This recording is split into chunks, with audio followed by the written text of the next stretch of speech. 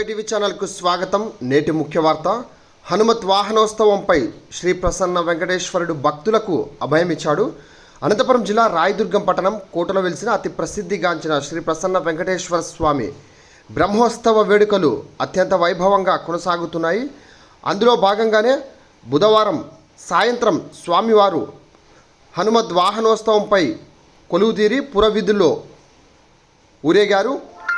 ఆలయంలో ప్రత్యేక పూజలు నిర్వహించిన అనంతరం ఆలయం నుండి వినాయక సర్కిల్, లక్ష్మీ బజార్ మీదుగా పెద్ద ఎత్తున వడ్డర్లు, ముదిరాజు, దొమ్మర సంఘాల ఆధ్వర్యంలో స్వామివారి శోభాయాత్రను నిర్వహించడం జరిగింది.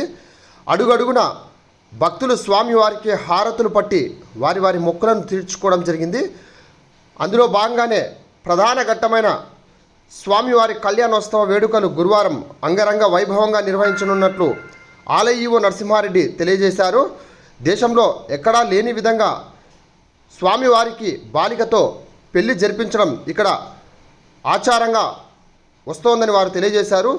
కళ్యాణోత్సవ వేడుకల్లో భక్తులు పెద్ద ఎత్తున పాల్గొని స్వామి కృపకు పాత్రలు కాగలరని ఆయన పేర్కొనడం జరిగినది. స్వామివారి శోభాయాత్రలో వాల్మీకి సంక్షేమ సేవా సంఘం అధ్యక్షులు బండి కిష్టప్పతో పాటు తదితర సామాజిక వర్గం సభ్యులు పెద్ద ఎత్తున పాల్గొన్నారు. చిన్నారుల కోలాటం, చెక్క భజన నృత్యాలు, ఉత్సవ ఊరేగింపులో అందరినీ ఆకట్టుకుంది.